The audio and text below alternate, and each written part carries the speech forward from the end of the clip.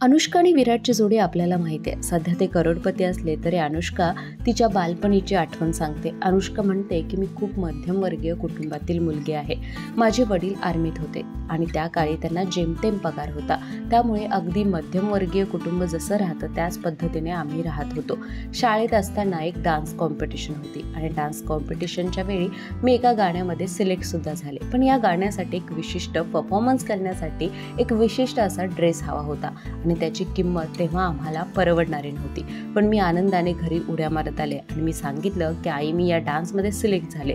तेव्हा हा प्रश्न उभा राहिला की या डान्ससाठी जो कॉस्ट्यूम हवा आहे त्यासाठी किती पैसे लागणार आहेत आणि जे की परवडणारे नव्हते.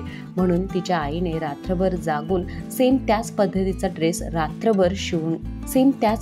ड्रेस शिवला आणि दुसऱ्या दिवशी तो अनुष्काला दिला. अनुष्का खरं तर खूप खुश झाली होती. पण अनुष्का म्हणते जेव्हा मी पहिल्यांदा सांगितलं होतं तेव्हा ड्रेसच्या किमतीमुळे माझा डान्स कॅन्सल झाला होता. पण माझ्या आईची जिद्द पाहून निश्चितच मला खूप आनंद झाला.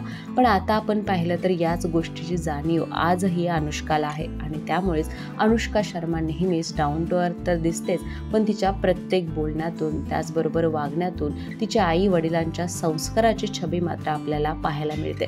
त्याचबरोबर विराट कोहली आणि अनुष्काचं प्रेम तर सर्वांनाच माहीत आहे. क्रिकेट आणि बॉलिवूडचं तर वेगळंच नातं आहे आणि त्याच पद्धतीने विराट आणि अनुष्काचं नातं तर जबरदस्तच आहे. त्या दोघांचे फॅन फॉलोईंग सुद्धा खूप आहे. पण तुम्हाला ही अनुष्काची बालपणीची स्टोरी कशी वाटली नक्की कळवा. याच पद्धतीच्या अनोख्या स्टोरीज ऐकण्यासाठी माय महानगर मानिनीला जरूर सबस्क्राईब करा.